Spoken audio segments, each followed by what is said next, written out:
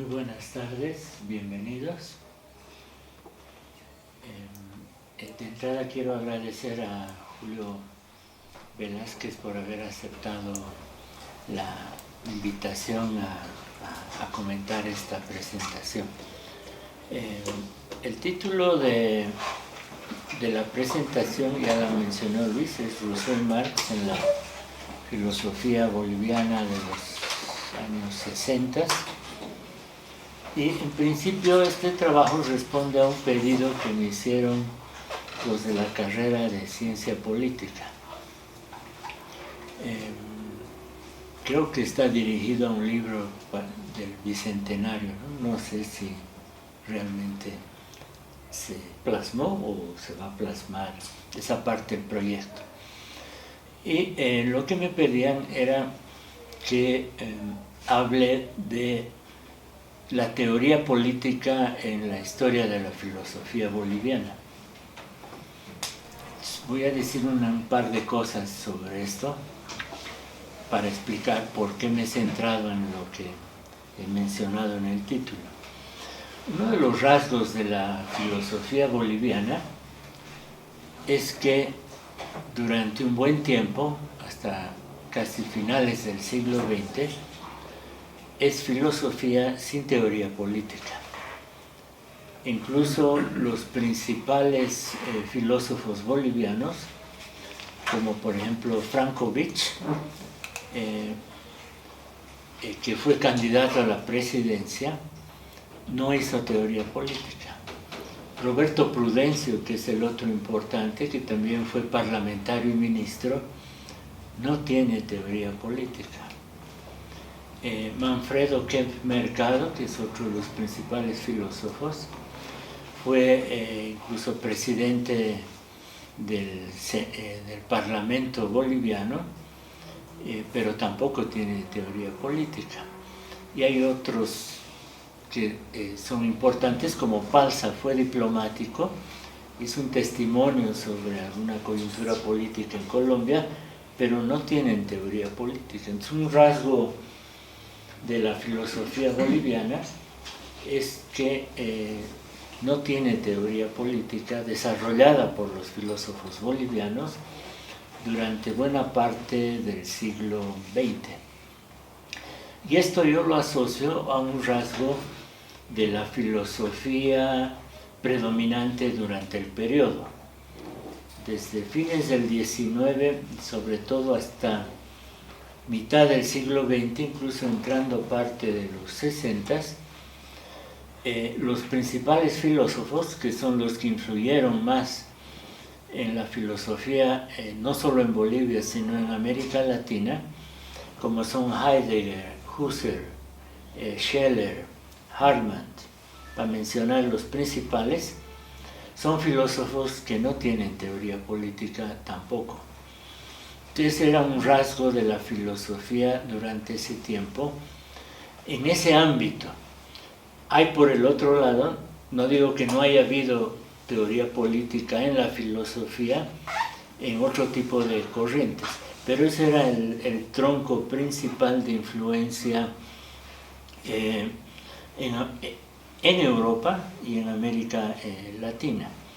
Incluso, no lo menciono aquí, pero estaba pensando, uno de los principales maestros de la mayor parte de los filósofos latinoamericanos, que es Francisco Romero, que es el que se hizo cargo de la biblioteca filosófica, de la publicación de filosofía básicamente europea y algo de latinoamericana en Argentina, tampoco hizo teoría política.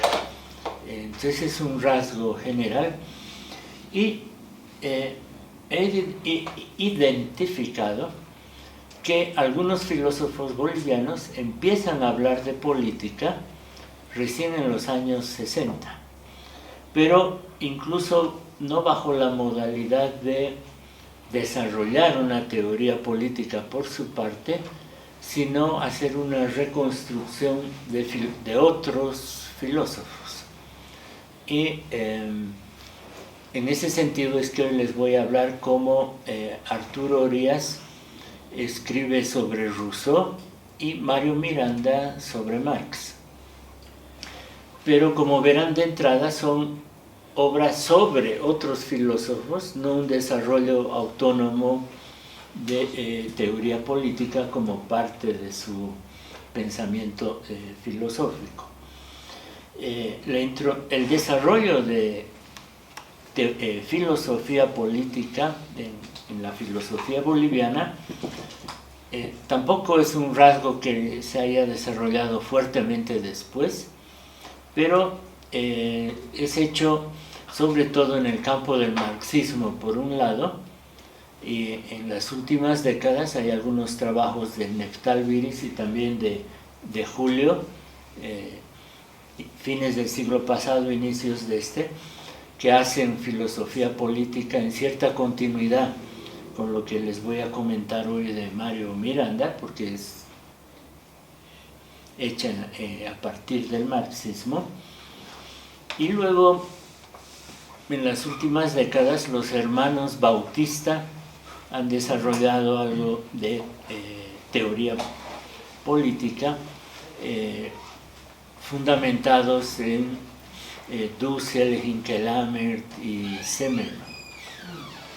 Pero no voy a llegar a hablar de esto, me voy a centrar en los dos autores mencionados. Voy a hacer una reconstrucción analítica y sintética de cómo ambos autores abordan la obra de Rousseau y de Marx para, por un lado, mostrar cómo lo que hay de teoría política en la filosofía muestra claramente que lo que se dice de política depende de concepciones más amplias sobre la naturaleza, la historia y las sociedades. O sea, no hay teoría política autónoma, ¿no? Entonces voy a tratar de mostrar más bien cuál es la función de la teoría política dentro de teorías más generales, ¿no? Y algunos rasgos comunes y algunas diferencias entre la obra de estos dos autores. Empiezo con Orías. En 1964, Orías acaba de redactar su tesis de doctorado para la Universidad de Tubinga, que se llama Ética y Filosofía del Estado en Rousseau, que tiene la intención de ser una interpretación general de la obra de Rousseau, o de ver la política en el contexto del conjunto de su obra. Este trabajo recién fue editado en Bolivia el 2007 por la carrera de Filosofía y el IEB. Eso implica que no ha tenido una influencia directa en la filosofía boliviana en términos de un texto que circulara, pero creo que sí ha tenido influencia por el lado de la docencia, ¿no? Ya que desde que Orías volvió al país, después de estudiar en Suiza y Alemania, estuvo muy activo sobre todo en el ámbito universitario. Fue parte de las comisiones de trabajo en el periodo de la revolución universitaria del 70, en términos de coordinar y hacer propuestas, y luego ha estado muy activo en la misma universidad, su director de filosofía, decano de humanidades, y en algún periodo incluso ha sido rector interino de la UNSA. Y tal vez por eso es que una buena parte de sus trabajos son sobre educación y universidad. Hay un otro libro que compila trabajos sobre todo de este tipo, que se llama Ensayos Escogidos, que también fue editado por Filosofía el 2022, recién.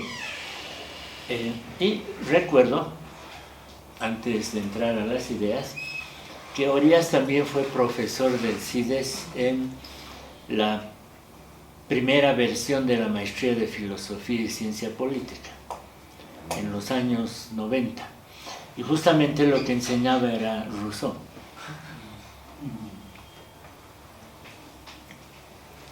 Bien, me voy a centrar en este trabajo que él elaboró sobre Rousseau. No conozco todo lo que se ha escrito sobre Rousseau, pero en el contexto de lo que más o menos conozco, me parece de los mejores, por así decirlo, en términos de el rigor analítico y las dimensiones que logra articular. De hecho, empiezo con una cita de él. Dice: la única interpretación adecuada de contenido de la filosofía del Estado de Rousseau tendrá por eso que determinar la estructura fundamental de esta totalidad en que se vincula con la hipótesis central. La moral es la motivación central de Rousseau. De esto lo que quiero señalar es que él va a pensar la política como parte de una estructura filosófica que implica la totalidad, ¿no? Esa es la intención y el modo de proceder. Y en este sentido es que la parte política de las ideas de Rousseau está vinculada a lo que él concibe como naturaleza e historia de la humanidad. El concepto tal vez más importante es el concepto de naturaleza. Y naturaleza en Rousseau tiene dos sentidos. Es, por un lado, mundo físico, que está regido por leyes de causalidad y de relación, y por el otro lado, naturaleza también es un orden ético-normativo, porque Rousseau considera que los seres humanos son naturaleza, son parte de la naturaleza, y la naturaleza es un orden divino, es una Dios aparece como el primer motor y como el que habría introducido en este orden divino una dimensión moral, y en particular la bondad. Según Rousseau, los seres humanos son buenos por naturaleza. Y esto es algo que estaría implícito en esta dimensión que es la más amplia, que es la idea de naturaleza. Y como parte de esta naturaleza, Rousseau distinguió, estoy siguiendo la reconstrucción de Orias, ¿no? Como parte de esta naturaleza, hay algo que Rousseau llamó el sentimiento interior, que es una especie de autoconocimiento. Y a su vez hay una otra dimensión que Rousseau llamó entendimiento, es un término que retoma de Kant, y el entendimiento es aquello que se refiere a las capacidades para conocer el mundo físico a través de la percepción y luego en su desarrollo las ciencias. Ahora, Rousseau habría planteado que hay una preeminencia del sentimiento interior sobre el entendimiento, porque el sentimiento interior es lo que permite que los seres humanos se conecten con la totalidad, o sea, se sientan parte de la naturaleza y tengan un tipo de conciencia acorde a esto. Y en este sentido, este sentimiento interior es como la base de la moral. Este sentimiento interior no tiene una connotación egoísta, que uno podría pensar que la tiene por el modo de enunciación y la historia posterior de ideas similares, ¿no? Más bien este sentimiento interior es una forma de autoconocimiento o parte de una experiencia de autoconocimiento y más bien de conexión con la totalidad, no más bien de aislamiento o introspección subjetiva que separe de la naturaleza. Y un otro rasgo de esta naturaleza en el ámbito de lo moral, según Rousseau, es la existencia de las ideas de igualdad y de libertad, que serían parte de lo que él va a llamar estado natural. Ahora, lo que ocurre es que esta naturaleza tiene historia, está en movimiento y esto va a generar formas de alienación que empiezan por el trabajo. Los seres humanos, a través del trabajo, van a inventar formas de responder a las necesidades, es decir, tecnología y aumento en la cantidad de bienes. Y en principio eso, según Rousseau, lo hacen a través de lo que él llamó uniones libres, que son formas de asociación de pequeña escala, ¿no?, para el trabajo y la producción. Pero en algún momento se introduce la propiedad privada, y este es el origen de los males y de lo que Rousseau va a llamar civilización, que implica despliegue de desigualdades, ¿no?, de desigualdades socioeconómicas y también de otro tipo. Y una buena parte de la historia de la civilización es la historia de la ampliación del régimen de propiedad privada y de las desigualdades. Entonces, hay un momento de estado natural, habría un segundo momento de civilización, historia de la civilización, que sería el de las desigualdades. Y aquí le pongo énfasis a lo siguiente. La política, según Rousseau, no está en el origen de la humanidad ni en el origen de las desigualdades, pero sí está en su consolidación a través del derecho y el Estado. Primero, según él, se introduce la propiedad privada como práctica y luego viene el Estado y el derecho y la sancionan, ¿no? En ese sentido, esta faceta de la política forma parte de la civilización, que sería el lado negativo como parte de la historia de la humanidad. Y habría un tercer momento en que los seres humanos se plantean superar esa condición de desigualdades, y esto es a través de una forma política, que es la del contrato social, en la que los seres humanos llegan a pactar una forma de asociación para construir una forma deliberativa, que es la Asamblea General, que permitiría restituir la igualdad y la libertad y a la vez sintonizar de nuevo libertad individual con libertad colectiva y autolegislación con legislación general. Esto implica que Rousseau está pensando la resolución de los problemas sociales históricos de la humanidad a través de una forma política. O sea, la política aparece como una forma de resolver el lado negativo del despliegue de la naturaleza humana.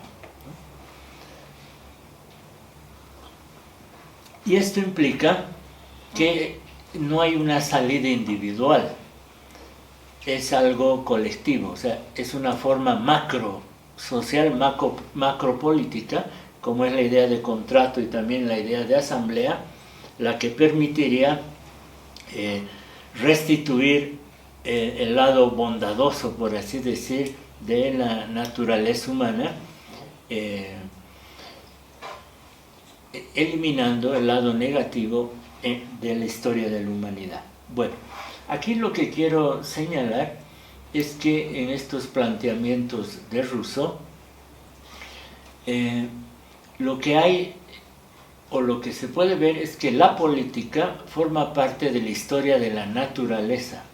O sea, la naturaleza es el concepto más general, dentro del que entra la humanidad, los seres humanos, sus rasgos tanto emotivos como racionales, su despliegue histórico, socioeconómico, que da lugar a emergencia de desigualdades, y señaló como que el momento de emancipación o de superación de las formas negativas es una forma política.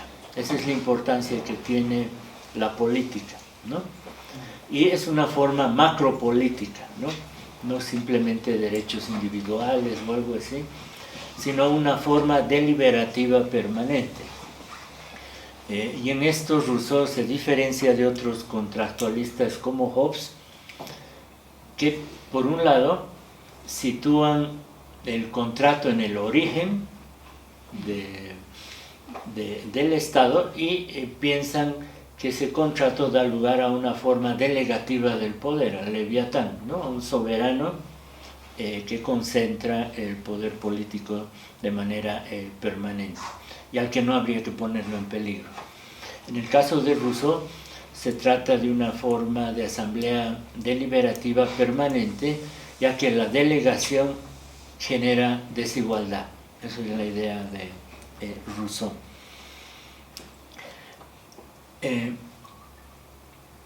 Para sintetizar esta parte sobre Rousseau, entonces diría que lo que hay en la filosofía de Rousseau es un conjunto de categorías ontológicas sobre la política. Y digo ontológicas porque forman parte de una teoría de la realidad en su escala más amplia, que él piensa a través de la noción de naturaleza. Y no es una teoría política autónoma, o en todo caso, a pesar de que lo que más hayamos leído sea el contrato social, en el mismo contrato social la política no es el fundamento ni el horizonte global, sino que es parte de una concepción más general. En el caso de Rousseau, se podría decir que hay una especie de teodicea, porque él concibe que la naturaleza es de orden divino. Sin embargo, hay una faceta en la que los rasgos de la naturaleza humana se despliegan de manera contradictoria y generan desigualdades, que es la fase que llama civilización. Y habría un tercer momento que a través del contrato y la voluntad general, digamos, se restituyen los rasgos positivos y predominantes de la naturaleza humana. Eso a la vez es una historia de la humanidad y es una historia del orden divino también, que en este caso sería histórico también, ¿no? Ambas cosas. Bien, para pasar a Mario Miranda. Mario Miranda también fue activo políticamente en la década de los 60, fue parte de la organización del Frente Antiimperialista, y se me ha ido el nombre.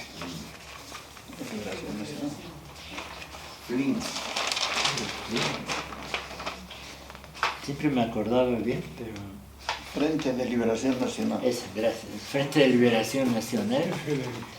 Y el 70 también fue parte de los fundadores del Partido Socialista. Incluso fue propuesto como candidato presidencial. Y durante esta década de los 60 fue también catedrático en la UNSA en particular. Y producto del golpe de Panzer, sale al exilio a México, que es donde vive hasta sus últimos días, ¿no? Y vino algunas veces a Bolivia. y allá básicamente se dedicó a temas de estudios latinoamericanos porque era profesor de esa carrera y a temas de educación. Una buena parte de su obra posterior es sobre esos temas.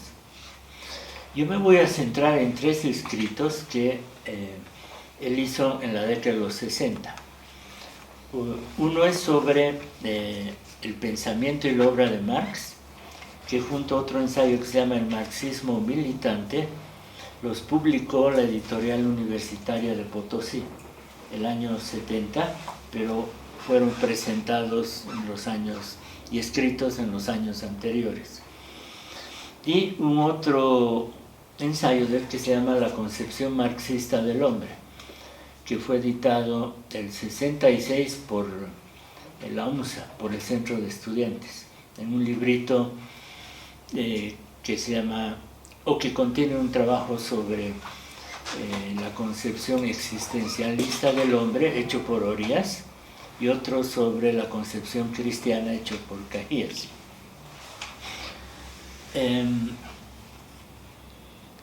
De los trabajos de Miranda, me voy a centrar en reconstruir de manera mucho más selectiva la parte que tiene que ver sobre política y no todo sobre lo que él dice sobre el marxismo, que es mucho más amplio.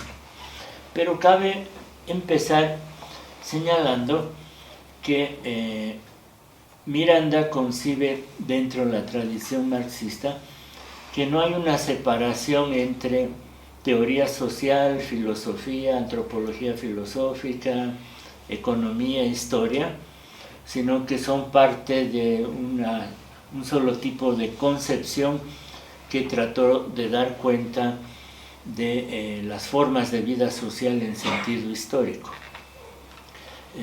En ese sentido, no hay una distinción disciplinaria en su trabajo. De hecho, él plantea que el marxismo es una concepción de la totalidad social y por lo tanto también es concebido como un pensamiento que no tiene este tipo de distinciones. Y además, el otro rasgo del marxismo sería el que, además de ser una teoría sobre lo social y la historia, es algo que está ligado a un proyecto político, que es lo que voy a tratar de mostrar en términos de composición de las dimensiones que él trata en el ámbito de la política. Bueno, él parte, siguiendo a Marx, de la idea de que el estudio de la vida social se hace a partir de pensar y reconstruir los procesos por medio de los cuales los seres humanos se organizan para recrear las condiciones de reproducción de la vida social, básicamente la producción, ¿no? Y por lo tanto el tipo de relaciones y estructuras que esto genera.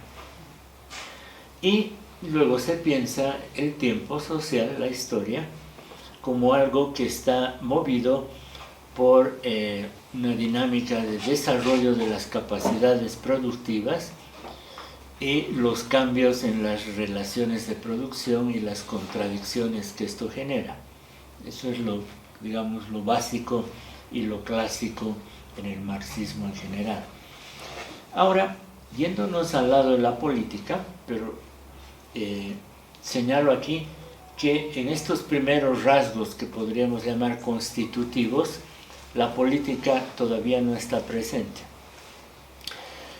Miranda identifica que la primera forma de aparición de la política, no en sentido histórico de manera estricta, tiene que ver con la emergencia del Estado.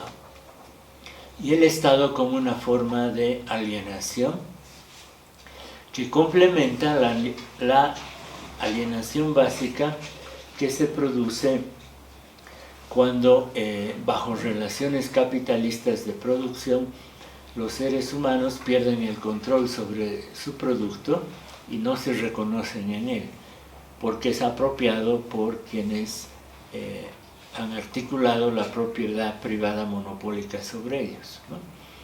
En ese sentido hay una alienación que se genera a nivel de estructuras sociales, y eso está acompañado del Estado como una forma de alienación política que opera para reproducir la forma de explotación. En eso tampoco está diciendo nada nuevo, ¿no? Luego hay una otra dimensión de la política que aparece como lucha de clases, que sería posterior. En los textos mencionados de Miranda hay referencia a varias fases de lucha de clases en el continente y en el mundo, que tienen que ver básicamente con el periodo de los 60 y la historia política del siglo XX, cosa que no reconstruyo en detalle, pero me voy a la idea central que se las quiero citar, que tiene que ver con lo siguiente. Él dice: rescatar con la praxis la esencia misma del hombre. Y esto tiene que ver con lo siguiente. Por un lado, con una idea central de Marx, que pensaba que la esencia de la naturaleza humana son las relaciones sociales, y por lo tanto que esto es algo cambiante, no es algo fijo, y es algo histórico, ¿no? Y en este sentido, sin embargo, se está connotando que hay un potencial no desarrollado, como a la vez hay una dimensión alienada de esa naturaleza humana, en tanto que las relaciones de producción han, por así decirlo, obstruido el desarrollo de ciertas capacidades para favorecer otras que están orientadas a generar más productos y apropiación de plusvalor, y que incluso aquellas capacidades que se han desplegado a través de las formas de trabajo humano se han hecho bajo formas de alienación por las relaciones de apropiación del mismo, o sea, del plusvalor generado a través de ese trabajo. Entonces, lo peculiar de esta parte, que es la segunda dimensión de la política, es que Miranda está diciendo que es a través de la lucha de clases que se puede recuperar y liberar el potencial de la esencia humana. O sea, es una concepción filosófica que está referida a esencia humana, pero que dice que el camino para su realización es lucha política, ¿no? Esa sería la segunda dimensión. O sea, no se realiza por la vía del trabajo, la tecnología o la mera reflexión, sino a través de la lucha política. Y en eso le pone mucho énfasis. La tercera dimensión de la política tiene que ver que, como producto de la lucha de clases, emergen proyectos políticos, proyectos de transformación. Y en particular en los textos que les he mencionado, él se refiere a la emergencia del proyecto socialista comunista como parte del desarrollo de la clase obrera. Y ahí también haría el vínculo, ¿no? Que los proyectos no son mera resultado de la mera imaginación filosófica, teológica o de otro tipo, sino que son resultado de una historia de organización, en este caso de la clase obrera en sindicatos, partidos, y del despliegue de luchas a escala mundial, ¿no? En ese sentido, el proyecto político igual estaría ligado a lucha política, ¿no? Y a historia, ¿no? De organización. Y uno podría decir que esto que les citaba antes, rescatar la esencia del hombre a través de la praxis, implica hacer un proyecto político, ¿no? No solo acción, por así decir, en un sentido más simple. Y la cuarta dimensión de la política en Mario Miranda es la de la transformación de las estructuras sociales, que puede ser pensada en dos fases. Una, la de la revolución y el tránsito, que sería el momento de quiebre y de comienzo de sustitución de las formas de vida, y la otra faceta es la del socialismo como la forma general de la libertad y de la igualdad, en términos de realización, ¿no? De principio de realización y de organización más generalizada.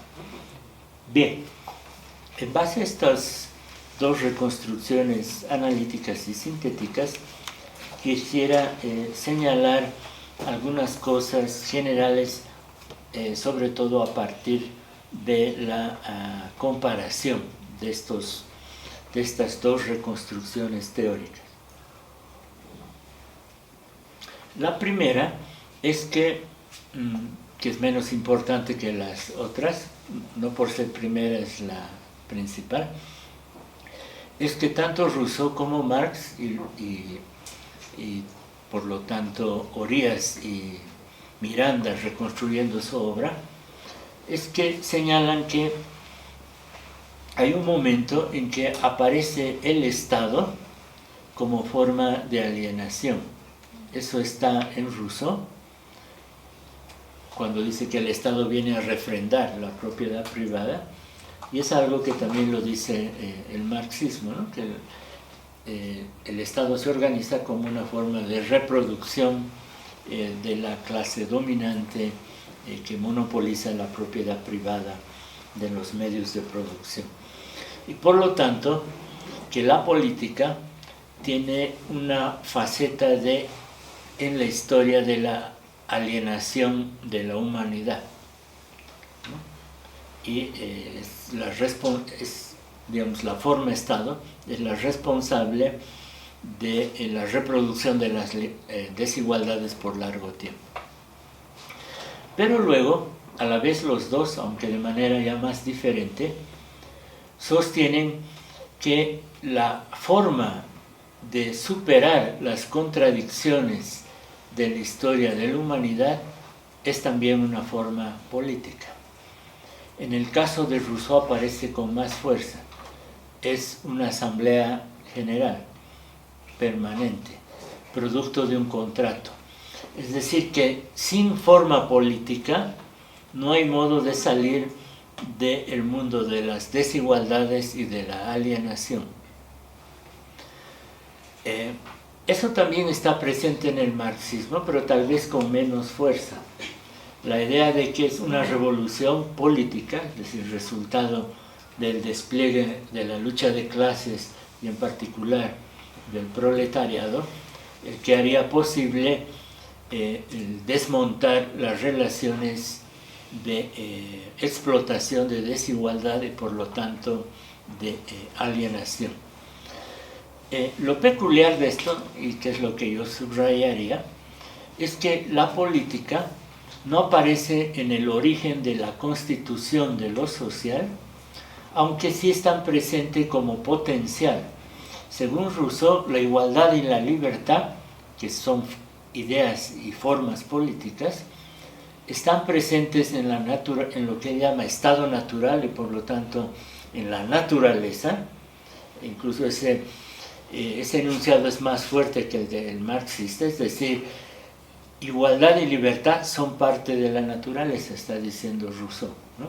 Solo que luego son alienadas, o se las pierde por el despliegue de otros aspectos que están también en la naturaleza, ¿no? Que por lo tanto es contradictoria.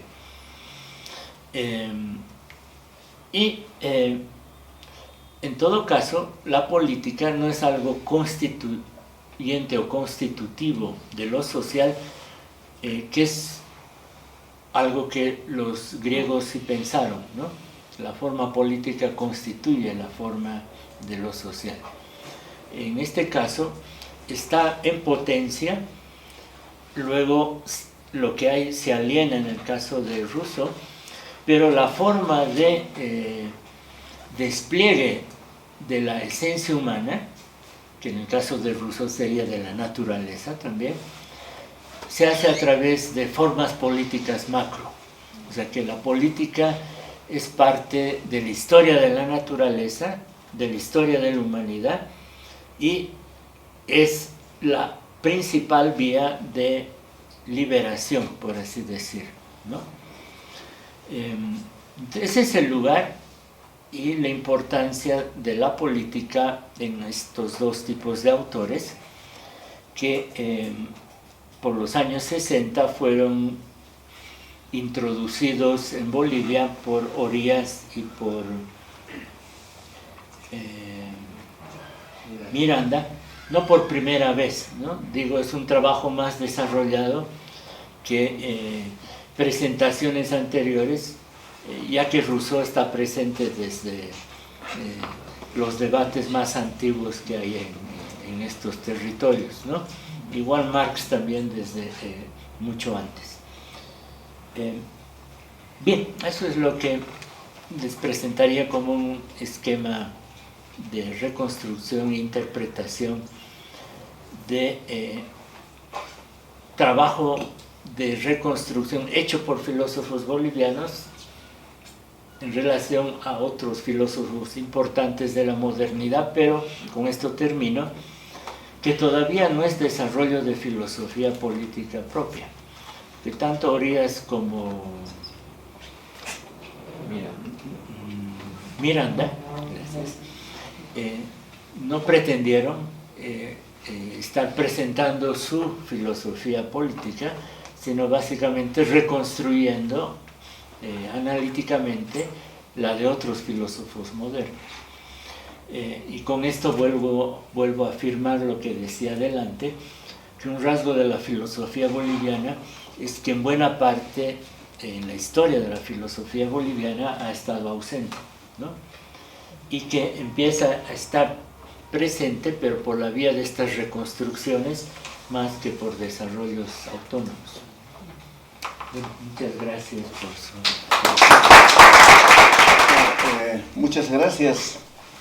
De verdad que para mí es una enorme satisfacción estar acá, y la satisfacción se explica porque me encuentro con que varios de ustedes han sido mis profesores acá en el CIDES, y lo que he aprendido aquí en el CIDES me sirve de mucho porque yo soy docente en la carrera de Ciencias Políticas, doy la materia de Filosofía del Derecho en la carrera de Derecho, y tengo una materia en la carrera de Economía que se llama Ciencia Política, de tal manera que lo que he aprendido pues aquí me sirve de mucho, y es una gran alegría, una satisfacción de volverlos a encontrar a mis, no diré a mis viejos docentes, sino a mis docentes.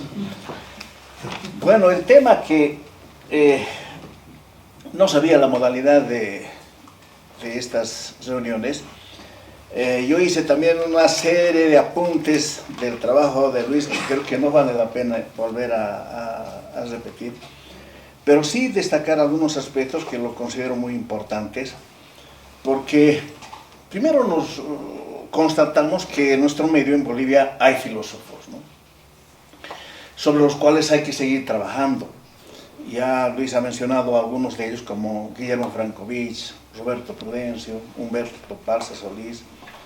Lo que hizo Rubén Carrasco de la Vega, que le dedicó pero muchos años al estudio de la obra principal de Martin Heidegger, como es Ser y Tiempo, y eso se ha traducido en los 5 tomos que Rubén Carrasco de la Vega ha escrito sobre Heidegger. Pero también hay otros filósofos que no solamente, diremos, de una u otra manera se han ocupado de la política, sino que hay otros filósofos que también en esta oportunidad vale la pena mencionar, que se han dedicado al campo de la educación, ¿no? Por ejemplo, don Federico Blanco Catacora, que trabajó muchos años en la Escuela Normal Superior Simón Bolívar, y que sus textos son textos de materia educativa, y en Sucre un gran filósofo como Luis Carranza Siles, que ha publicado varias obras: Introducción a la Filosofía, Antropología Filosófica, Fundamentos Filosóficos de la Educación, y sobre los cuales habría que seguir trabajando. Creo que lo que ha hecho Luis es darnos, diremos, invitarnos a continuar con el trabajo de lo que hicieron nuestros pensadores bolivianos, los filósofos en Bolivia. Yo creo que en ese sentido hay que rescatarlos también a ellos, ¿no?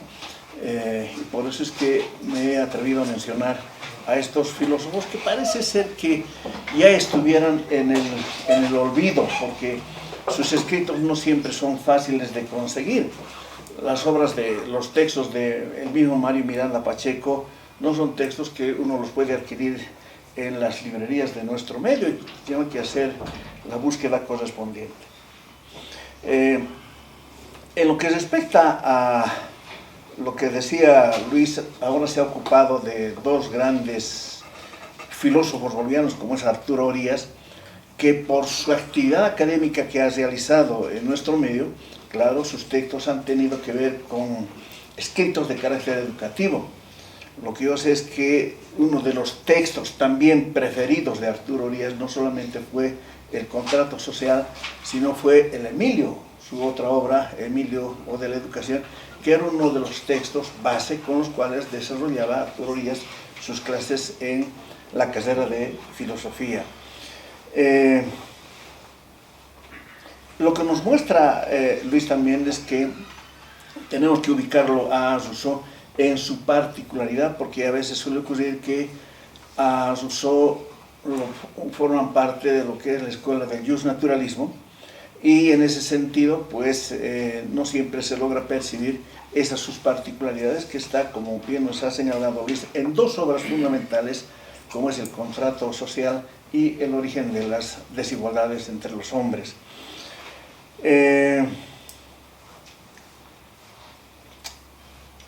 No fue mi profesor, hubiese querido que sea mi profesor Arturo Orías, ni tampoco Mario Miranda, pero sí tuve la oportunidad de tener, creo que en uno de sus últimos viajes, pude dialogar con Mario Miranda, con un amigo que ya falleció hace algunos años, como fue Jesús Taborga, que hizo una antología del pensamiento filosófico en Bolivia, como es Jesús Taborga. Estaba ya preparando la segunda edición, donde estaba incluyendo a otros filósofos bolivianos, como H.C.F. Mansilla. Estaba incluido también algunos de los trabajos que hizo Luis, en fin. Creo que esa segunda edición creo que ya no sale. Pero fue, diremos, a través de este amigo Jesús Taborga, que tuve la oportunidad de dialogar con Mario Miranda Pacheco y recoger algunas de sus impresiones, siempre él preocupado por los acontecimientos del país, las novedades, las cosas que se presentaban en el país. Y de pasada hablamos de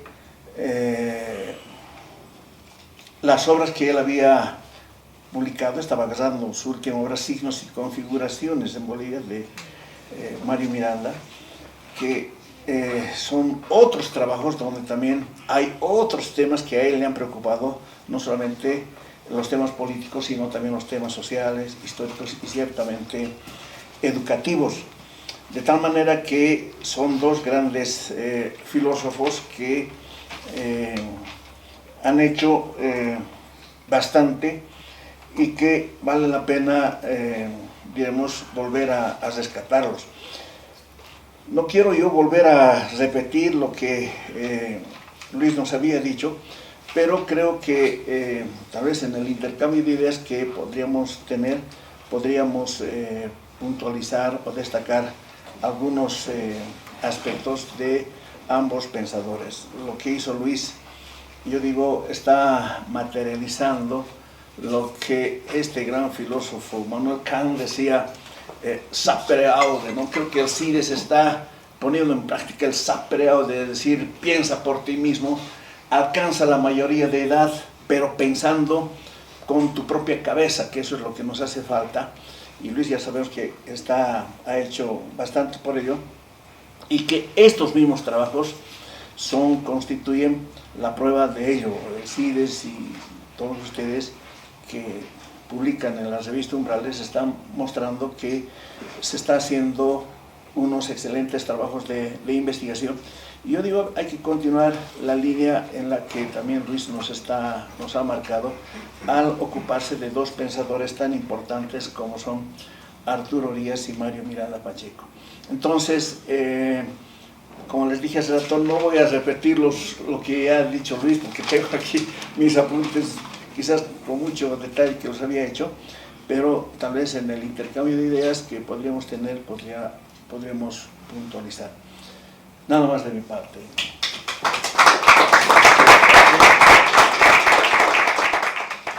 Vamos a dar paso a la ronda de preguntas. Empezamos. Stefan, adelante. Muchas gracias de antemano por la presentación. Yo tengo un par de preguntas que están entrelazadas entre sí. Y bueno, me parece que yo tengo alguna lectura distinta sobre el rol de la política en la naturaleza en Rousseau.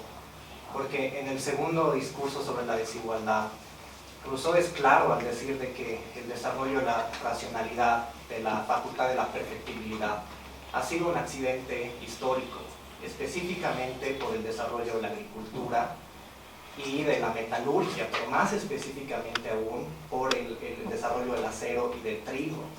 Entonces, pareciera que en Rousseau, más bien en uno de los estadios del estado natural, es cuando él dice que cuando el hombre salvaje ha sido más feliz, es cuando ha habido un cierto desarrollo de la sociabilidad, pero que en el primer estadio del estado natural puro, es decir, y esto es bastante problemático en la literatura, porque no se distingue con claridad si el hombre natural de Rousseau es un animal o un ser humano, pero lo describe como un casi animal, al ponerlo como un ser que tiene una racionalidad muy poco desarrollada y además con una falta de poder de vislumbrar el futuro, ¿no? Dice, tiene su hamaca en la mañana y en la noche le está vendiendo porque no puede predecir el futuro.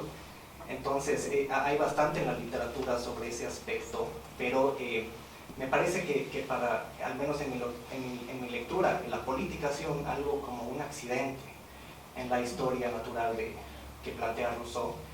Y la pregunta que tengo más relacionada a Arturo Orías es que evidentemente en su tesis es una reconstrucción de Rousseau, pero hay varios hilos que se pueden jalar para poder leer la obra de Rousseau a la luz de la realidad latinoamericana o boliviana. Por ejemplo, Rousseau, si bien hay la mayoría, hay un acuerdo en que su segundo discurso es una teoría conjetural, hipotética. Rousseau, sin embargo, utiliza ejemplos muy concretos, etnográficos, de quienes aún viven en ese estado salvaje o de naturaleza. Menciona claramente el caribeño venezolano. Y hay varias menciones a otro tipo de salvajes que plantea Rousseau. Para él el salvaje es alguien superior, ¿no? Que el ser corrompido por la civilización. Entonces sí hay bastante. También hace referencia en el Emilio al Perú, ¿no? En Julie hace referencia a la conquista española, ciertas menciones a la trata, a la esclavitud transatlántica también. Entonces, si bien hay una crítica a Rousseau de que era algo, por así decirlo, egocéntrico, sí hay ciertas referencias de que él tenía opiniones reales sobre los que él consideraba que eran salvajes que vivían en América. Y Simón Bolívar, se podría decir que él estaba quizás más al tanto sobre la posición de por ejemplo, el caribeño venezolano. Simón Bolívar escribe desde Bolivia sobre si el indígena venezolano estaba preparado para la libertad republicana, y no era así, porque en la primera constitución que escribe Bolívar, que la redacta él mismo, los aymaras y quechos estaban excluidos porque para tener ciudadanía había que saber leer y escribir.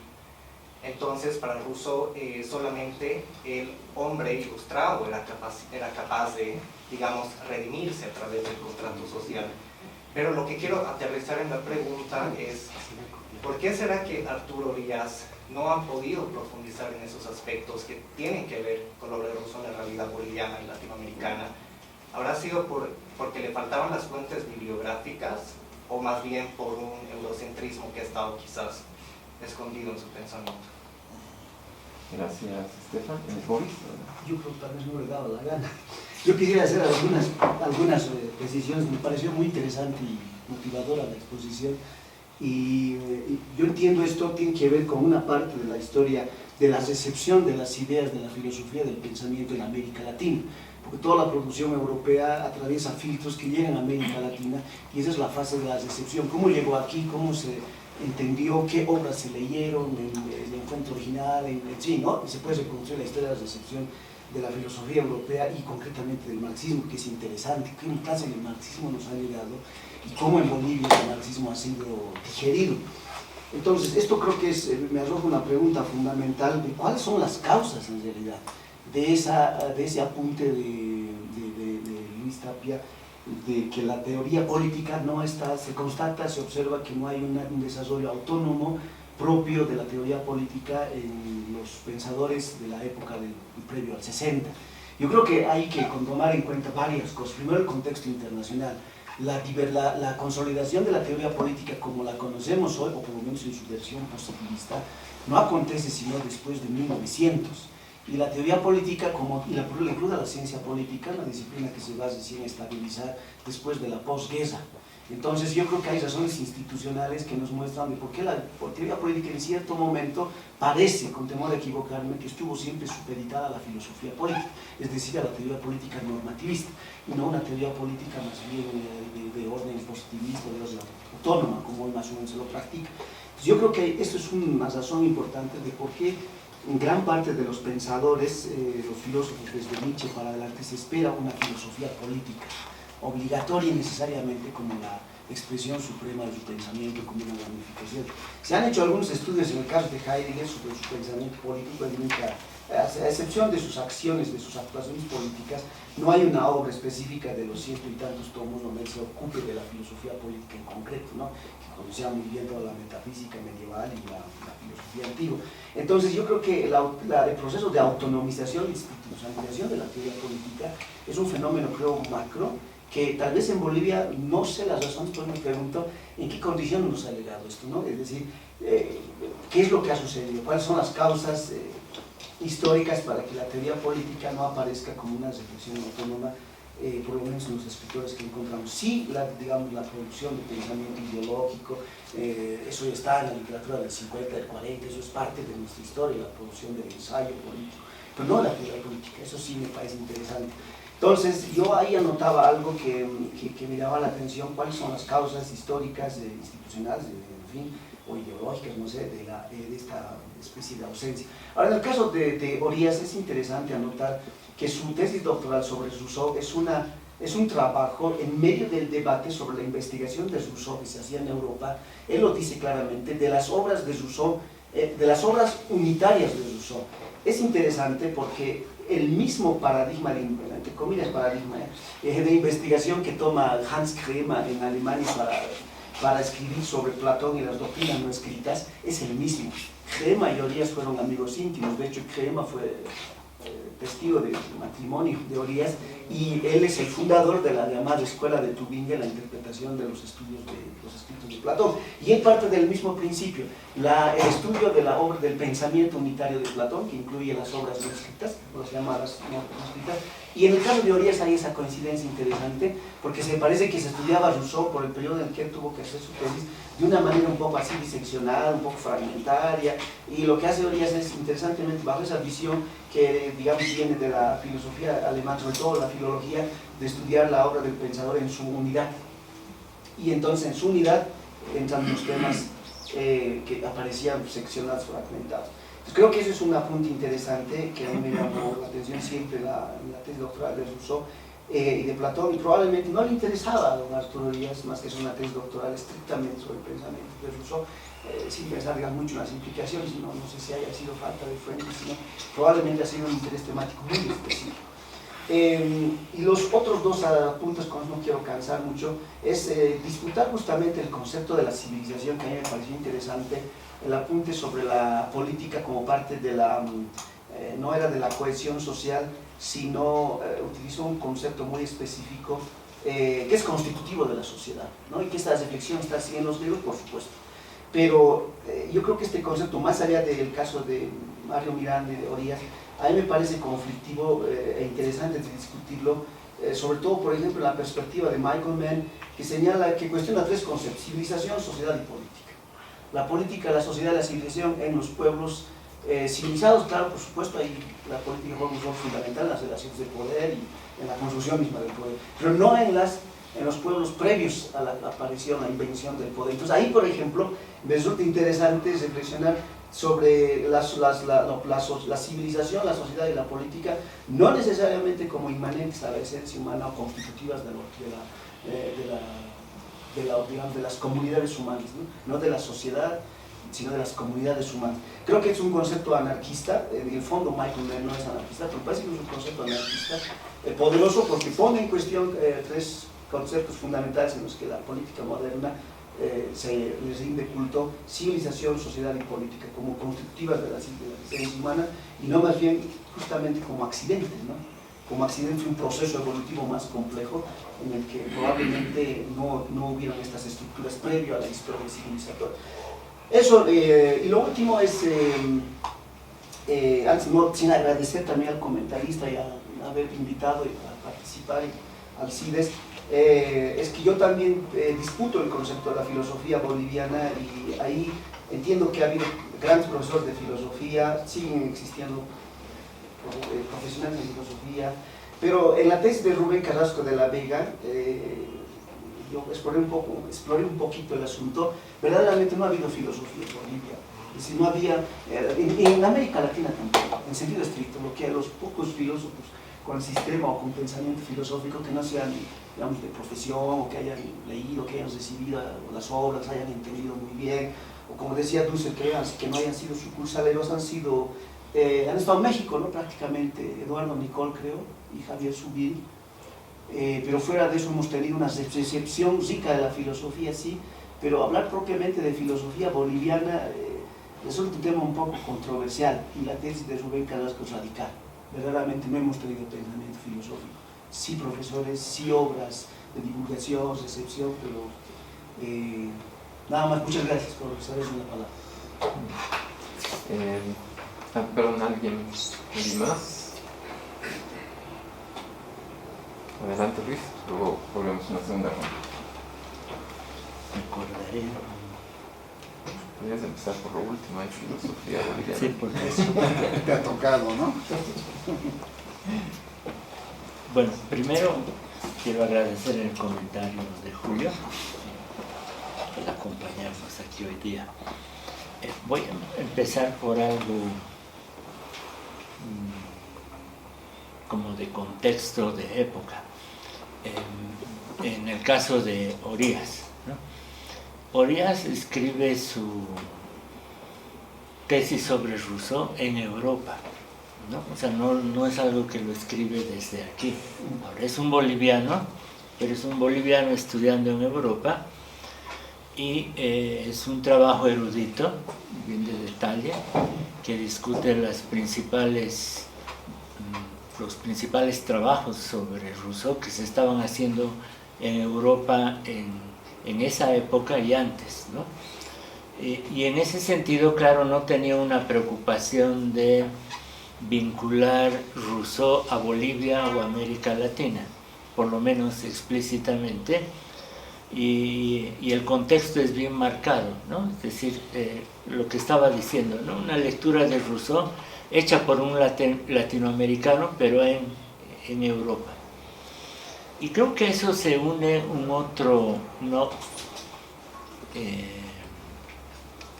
Que en parte es una creencia, una idea, y en parte un prejuicio, de que para hacer filosofía no hay que tener referentes locales, porque eso le quitaría el carácter filosófico, en el sentido de quitarle universalidad y por lo tanto valor conceptual en términos de amplitud.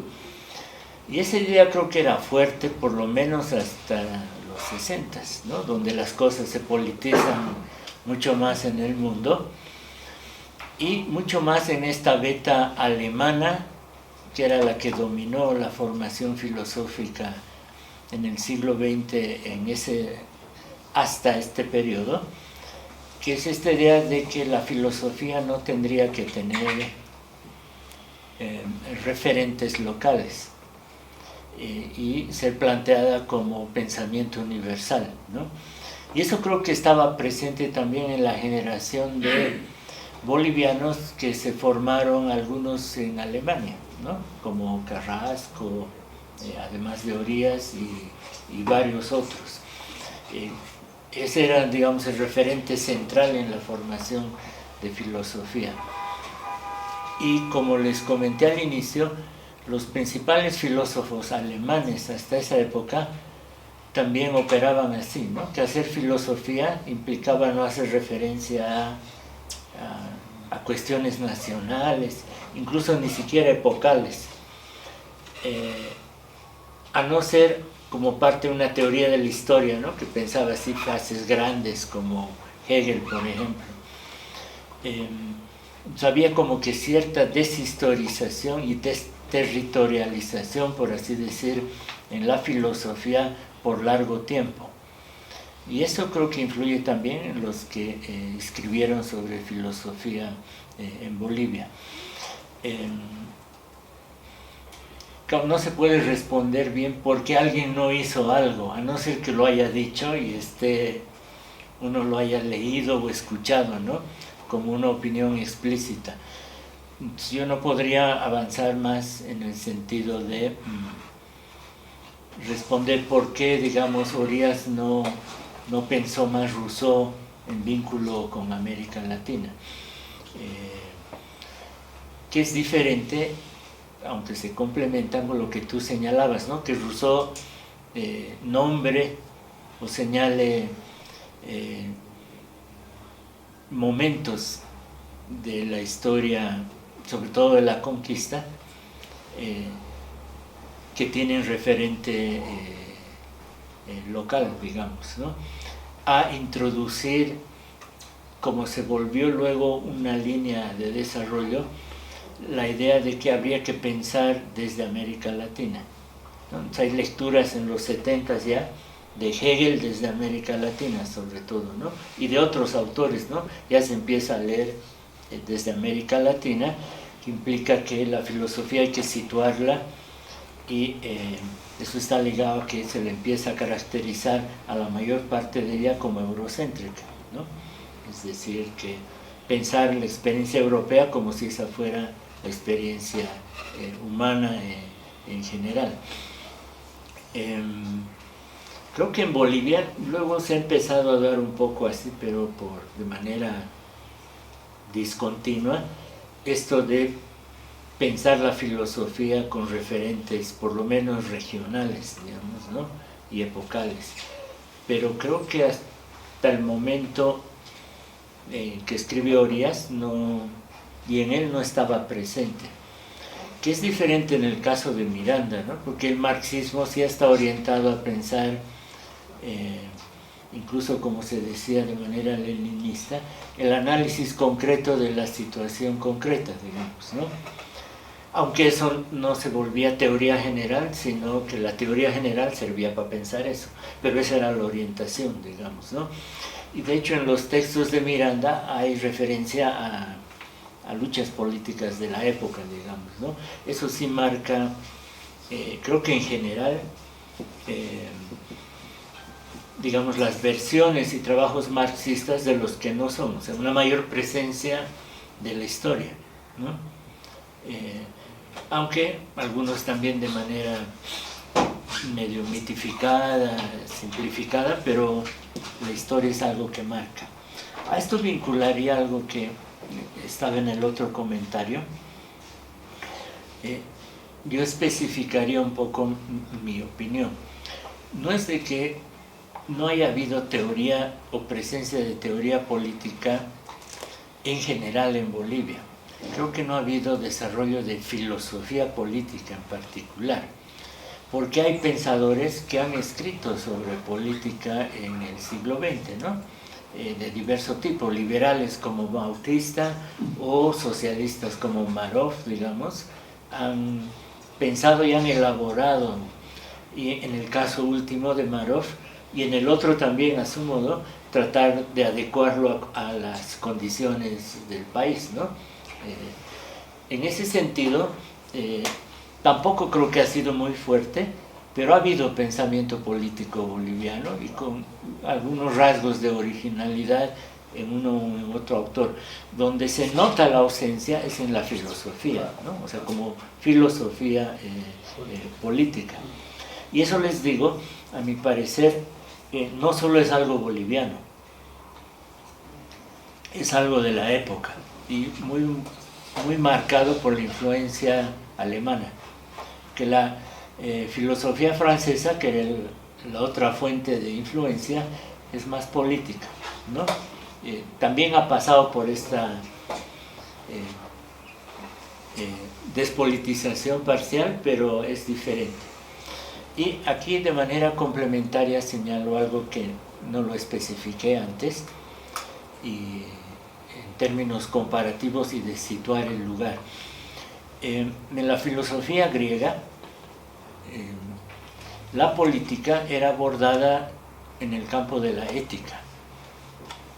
Así está en Aristóteles, por ejemplo, ¿no? Al pensar la ética, ese era el campo para pensar la filosofía, ya que tenía que ver con fines, principios organizativos y forma de gobierno que implica hacia dónde se dirigían las sociedades. Y por lo tanto eso tiene que ver con fines y principios, ¿no? Es decir, la ética era el campo de la política. Y luego desaparece, pero en varios lugares reaparece en el campo de la filosofía moral durante un tiempo. Y sin hacer historia de todo, lo peculiar de los filósofos del periodo que comento, sobre todo del previo, tanto en estos que mencionaba, ¿no? Scheler, Hartmann y los alemanes, y los libros bolivianos de filosofía de la época, tienen una parte sobre ética y moral, pero en ella no hay teoría política, está eliminada. Hablan de valores, ¿no? De valores morales, incluso de cuál es el valor de los bienes físicos, pero a diferencia de la filosofía griega, la política está eliminada. Y lo peculiar y paradójico, como les decía, es que varios de ellos han hecho política, pero en su estructura teórica la eliminaron. Incluso eso ocurre en un trabajo como en el de Luis Carranza, que mencionó Julio, que es bien valioso a mi parecer, y él era marxista, pero era un marxista que desarrolló parte de su filosofía usando una estructura que venía de esta otra tradición alemana, ¿no? Que era una ontología que distinguía objetos reales, objetos ideales, de un campo para la ética, pero tampoco hay un campo para la teoría política, ¿no? O sea, uno ve que la influencia de quien se ha formado en filosofía, a pesar de que luego tenga influencias y haga buena parte de su trabajo bajo marxismo, no le dé un lugar importante a la política, y eso viene de las estructuras conceptuales de la filosofía alemana. O sea, lo que uno puede ver es que hay estructuras conceptuales, es decir, como arquitecturas, ¿no? La filosofía se hace en estos espacios y es la articulación de estos espacios, que por un buen tiempo fue diseñada por los alemanes y que ha tenido fuerte influencia en América Latina, porque eso se replica en países vecinos, donde hay igual filósofos bien activos políticamente, pero que no tienen filosofía política. Y un caso sintomático me parece que es el de Luis Carranza, ¿no?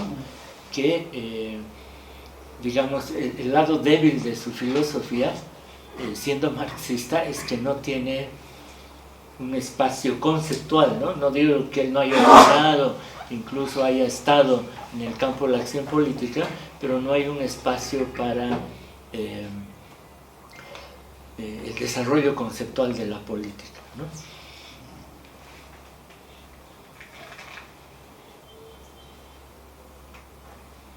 Estaba en el primer comentario y pregunta, y para añadir unas cosas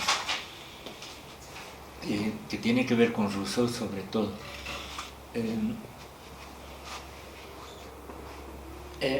Rousseau dice varias cosas. En el estado natural están presentes la igualdad y la libertad, que son cosas políticas.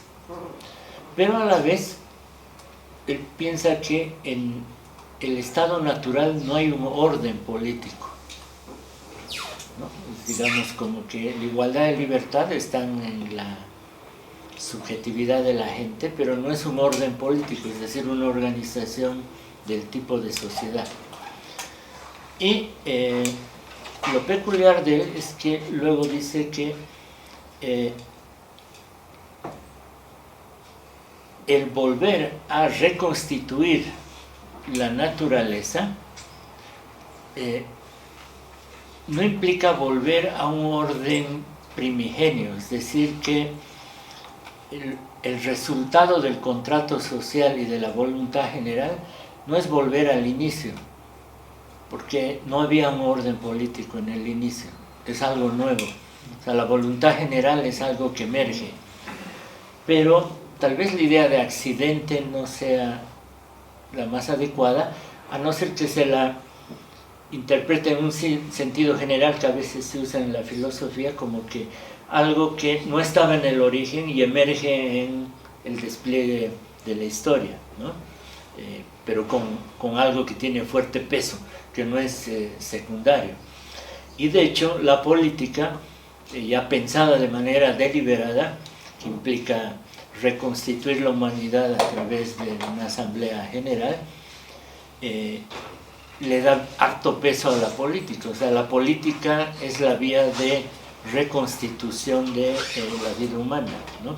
En ese sentido, no es un accidente en el sentido de algo secundario, sino algo central, fundamental.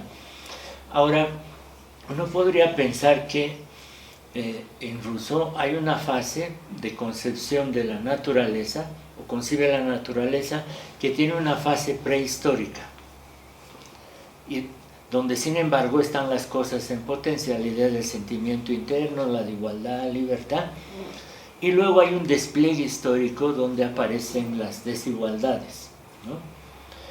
Y en este caso habría que tomar bien en cuenta que la idea de naturaleza, si bien tiene un momento prehistórico, es historia. O sea, la naturaleza se despliega históricamente. En ese sentido, Rousseau le da también un fuerte peso a la historia, y mucho más el marxismo, para el cual todo es histórico, ¿no?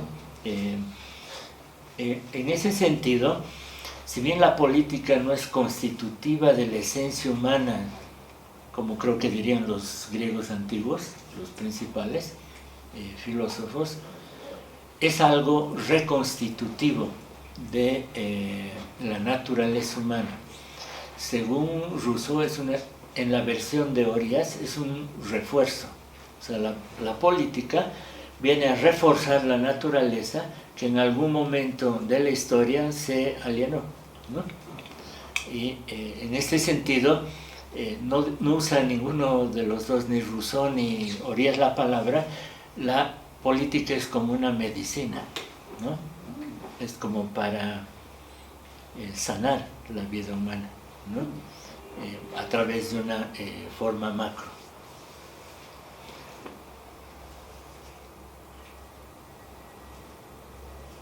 Espero haber comentado los temas que tocaron. Si no, me disculpo o me recuerdo. Alguien para esta segunda ronda, con la que vamos a cerrar, ¿no? No sé si hay alguien que quiera comentar algo. Stefan, segunda vez, adelante. Sí, es interesante este intercambio, porque si para Arturo Orias la política era cierto tipo de antídoto, ciertamente Rousseau tenía esa opinión al pensar sobre específicamente donde él estaba situado, que era Europa. Pero hay un escrito muy interesante, porque la objeción a Rousseau era de que era muy abstracto y que le solicitaban que sea un poco más concreto. Entonces, Rousseau en el contrato social ya refiere a Corsica como un ejemplo concreto y le solicita que por favor se... Córcega. Sí. No, Corsica es Traducido. mala traducción. Entonces, Rousseau escribe una constitución para Córcega, ¿verdad?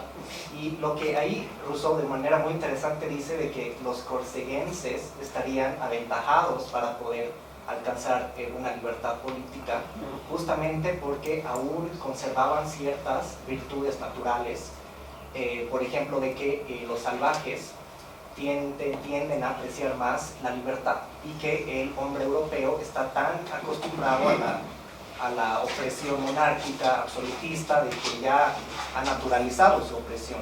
Entonces, este caso concreto desafía un poco la lectura que tiene Rousseau en el sentido de que más bien los que conservan esas virtudes naturales tienen una ventaja para la política. Entonces, de ahí se derivaba muy fácilmente para Arturo Orías plantear la pregunta: ¿será que los pueblos, las comunidades, las gentes en Latinoamérica conservan esas virtudes naturales que los situarían en una mejor posición que los europeos para alcanzar esa libertad republicana? Es una pregunta que se despegaba, ¿no? Pero no estoy seguro si Arturo Orías habrá llegado a leer ese escrito tan importante, o porque, bueno, la obra de Rousseau cada vez escribe más y más sobre eso, ¿no? Entonces, quizás podemos concluir de que su lectura sobre Rousseau necesitaba ciertos desarrollos, ciertas enmiendas.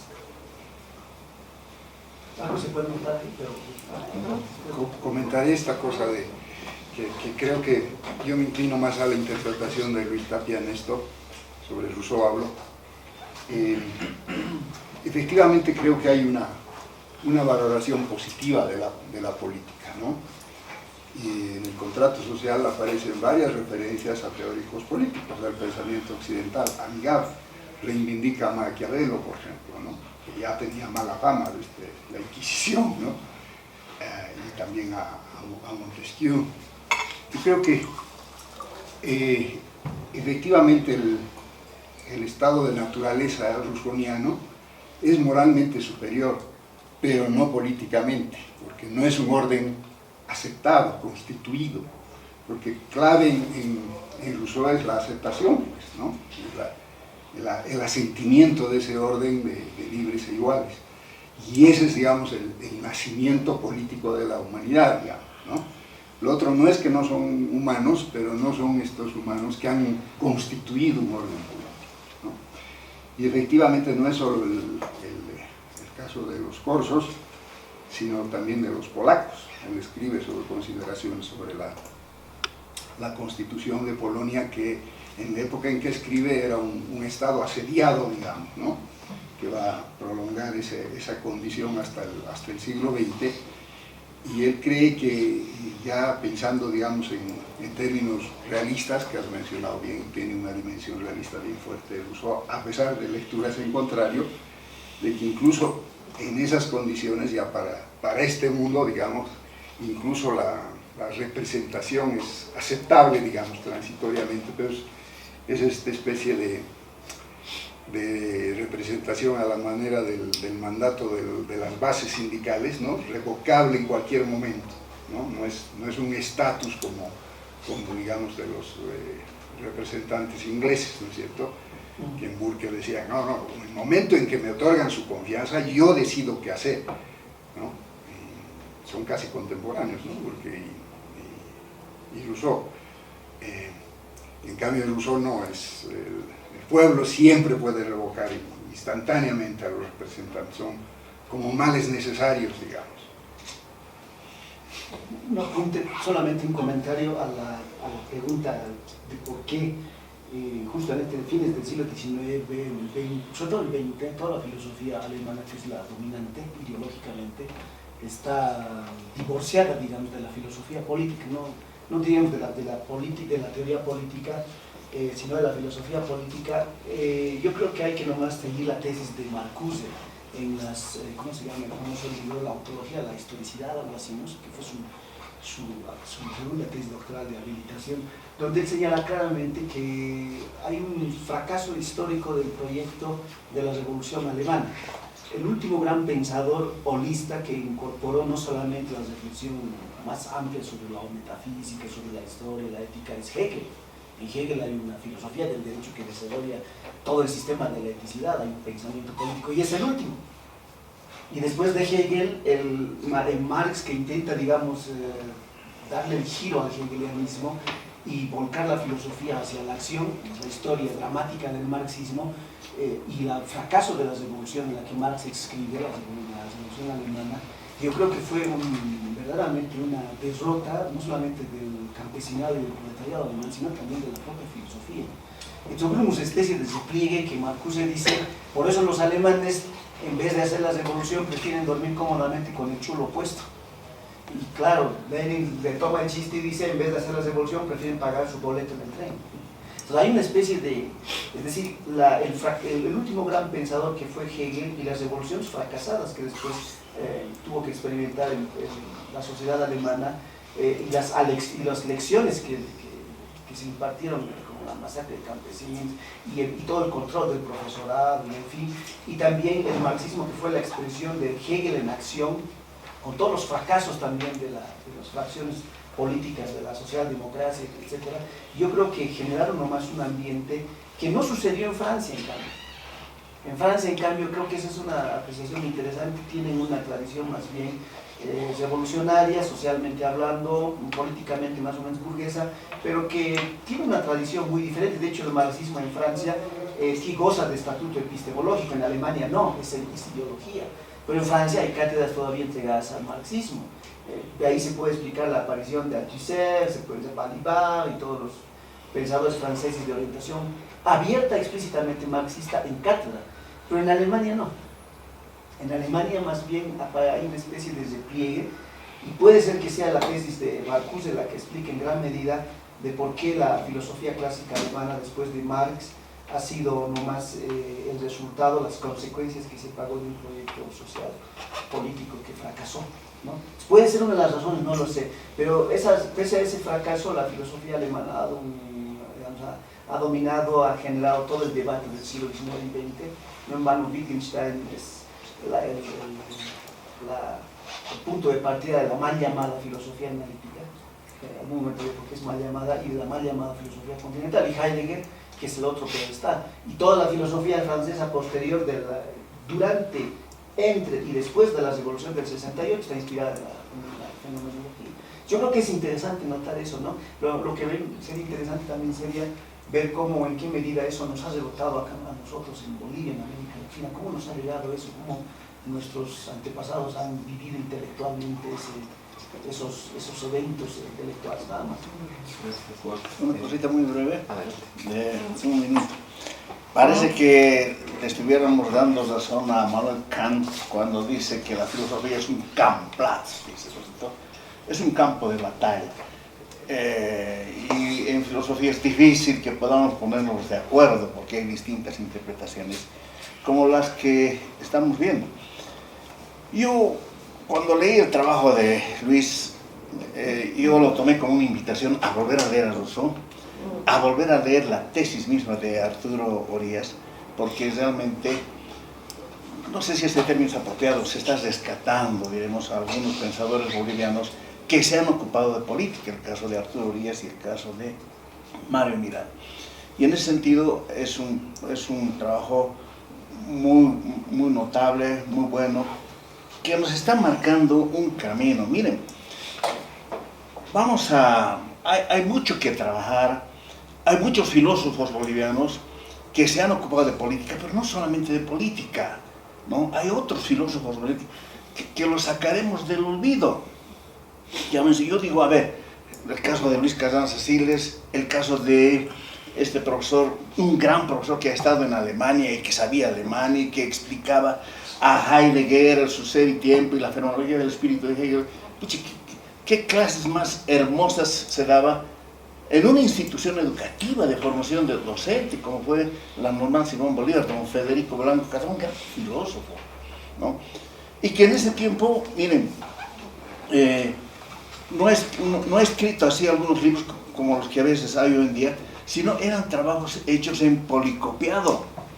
Y que algunas veces se habla hasta despectivamente, ¿no es cierto? Esos policopiaditos, amarís, cuando en los policopiados hay muchas ideas interesantes de carácter educativo, de carácter pedagógico.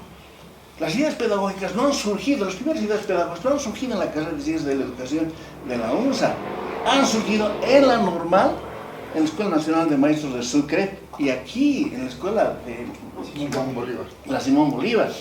Hay mucho que rescatar. Y estamos aquí rescatando la parte política, pero habría que rescatar también la parte educativa, que son, caramba, que es tan importante. Y de esos filósofos, porque ha habido filósofos que han escrito inclusive sobre filosofía, Roberto Prudencio, el hombre como método para un trabajo que tiene carácter filosófico. Que podamos estar de acuerdo o no, eso es otra cosa, pero que habría que, yo creo que es rescatarlo. Instituciones tan importantes como el CIDES, etc., están diremos, con todas las condiciones de poder hacer que los maestrantes, los que están haciendo un doctorado, puedan orientar sus trabajos de investigación para rescatar a estos autores. Entonces, hay distintas lecturas sobre Rousseau, podemos discutir horas y horas, y yo estoy tentado a rescatar algunas cosas de Boris y otras cosas hasta cuestionar, pero eso es natural, ¿no es cierto? O sea, no nos vamos a asustar de ello, porque la filosofía es eso, un campo de batalla.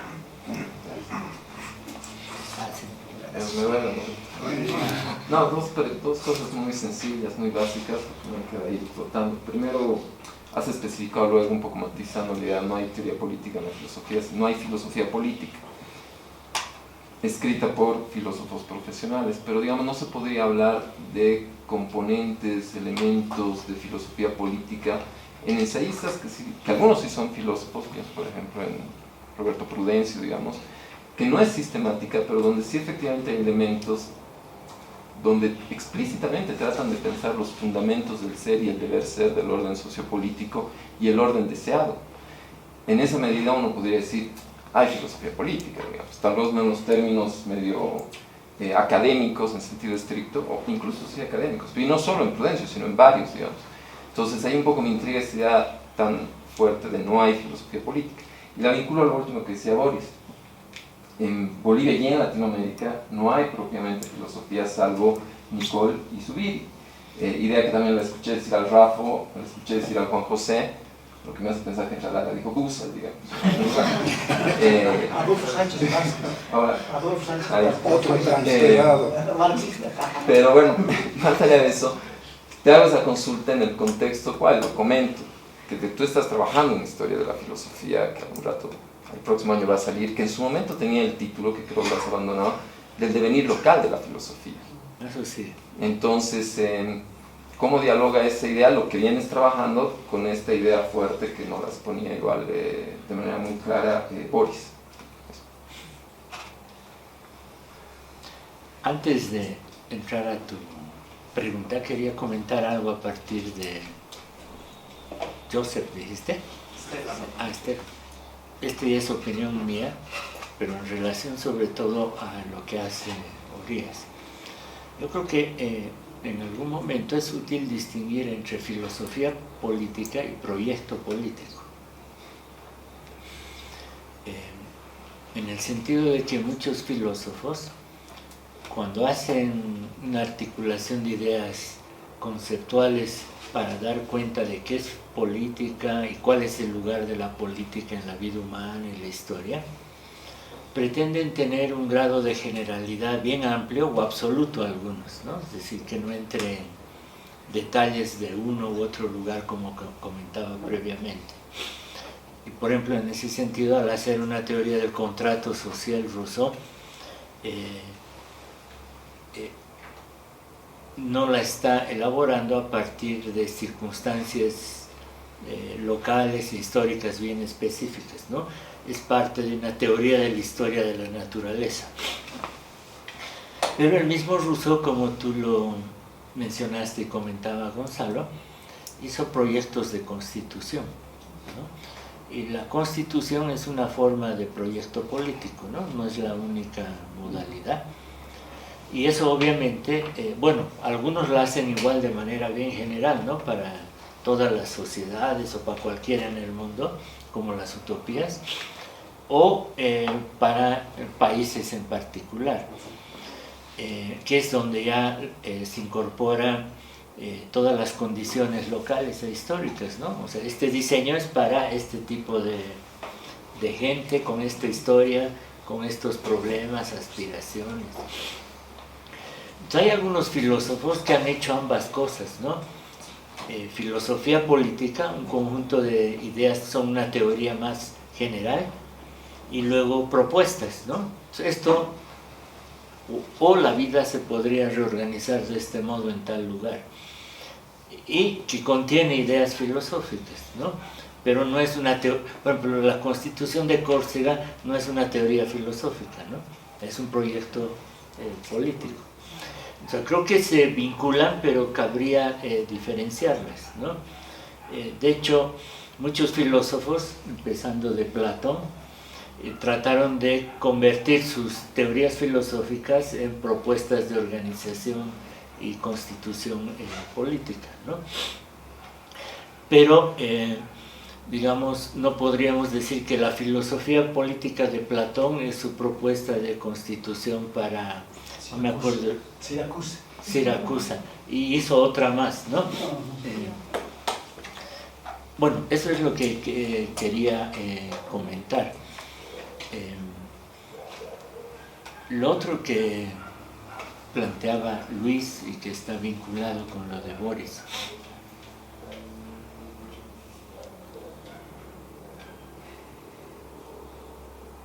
bueno, son dos cosas. Uno, si hay filosofía en Bolivia y América Latina, ¿no? Y otro era sobre la presencia de ideas políticas en pensadores que no son filósofos profesionalmente, ¿no? De filosofía política. ¿Ah? De filosofía política, no solo ideas políticas, de algo que podrías extraer como filosofía política, como igual se puede extraer filosofías de la historia en pensadores que explícitamente no hacen filosofía de la historia, por ejemplo. Sí. Bueno, sobre eso, yo creo que la mayor parte de los pensadores latinoamericanos y bolivianos hay ideas políticas en lo que han escrito, pero creo que lo que no han hecho es una teoría, y una teoría implica la propuesta de una estructura conceptual, ¿no? No solo una idea, ¿no? Yo pienso que la libertad es tal cosa y nada más, digamos, ¿no? Bueno, es una idea, puede ser filosófica. Pero hacer filosofía política implica, creo, desarrollo de estructuras conceptuales, ¿no? Algunos dirían un sistema de ideas que sea más o menos coherente. Eso creo que no hay, ¿no? Incluso en los más sistemáticos en el campo de la filosofía, que es lo que hoy argumentaba, ¿no? En los que han hecho filosofía de modo amplio, no han hecho dentro de eso teoría política. Ahora, hay ideas políticas en ellos, ¿no? Y como decías, sobre todo porque han actuado en la vida política, ¿no? O sea, han cumplido alguna función de dirección, representación. Y eso mismo no solo hay en filósofos bolivianos, sino en otro tipo de escritores y pensadores, como Medinaceli, Tamayo. La lista puede ser larga, ¿no? Es decir, de escritores bolivianos que han interpretado Bolivia, la historia de Bolivia sobre todo, o han opinado sobre la época, la vida social, pero creo que no hay filosofía política en el sentido de esta propuesta de una estructura conceptual, ¿no? Y ese es un criterio que he usado para mi trabajo, que se sigue llamando el devenir local de la filosofía, en la que a veces digo por síntesis he elegido más filósofos profesionales, pero en realidad casi ninguno de ellos se ha graduado en filosofía. Es una carrera que recién se funda a mediados de siglo en Bolivia, ¿no? La mayor parte se formaron en Derecho. y en realidad eran autodidactas en términos de filosofía, ¿no? Unos bien sistemáticos, pero por disciplina personal, pero no por ser titulados. Y en todo caso, mi criterio ha sido, para seleccionar esos autores, ser gente que trabaja en estructuras conceptuales, ¿no? O sea, no solo que tiene ideas con alguna peso o influencia filosófica. Porque un otro tipo de trabajo que se puede hacer y se ha hecho es, por ejemplo, escribir sobre la filosofía de Tamayo o Reinaga, por así decir, y en realidad el trabajo es del estudioso que reconstruye, ¿no? Es decir, las ideas y trata de verles el origen, la coherencia, pero no es una propuesta explícita. Sí, o sea, no hay una estructura que ellos hayan, en todo caso, muchos de nosotros hacemos cuando hacemos historia intelectual también, es reconstruir ideas que fueron planteadas de manera más accidental, para ponerlo Perdón, están desparramadas. Claro, por ejemplo, eso yo veo ahora en la obra literaria de Arturo Borda, en la que estoy metido, es extraordinario. Pero no es no hay filosofía estética explícita, pero hay intuiciones poderosas. Entonces, justamente el trabajo del historiador del pensamiento será reconstruir eso, ¿no? Que explícitamente no está. Y una última cosa. Yo no compartiría la opinión de que en Bolivia y en América Latina no se ha hecho filosofía. Porque en última instancia creo que tiende a ser una opinión eurocéntrica. Que el modelo sería ahí, el cómo han hecho filosofía. En Alemania en particular, ¿no? Sí, en particular los alemanes durante cierto periodo, ¿no? Neokantiano sobre todo, y durante el periodo de influencia de la fenomenología, que es lo que más ha influido en el siglo XX, digamos, ¿no? Que implicaría este tipo de estructuras, ¿no? Donde hay ontología, nociología, ética, algunos le llaman teoría moral, en fin, y que tendría estos rasgos de supuesta universalidad, ¿no?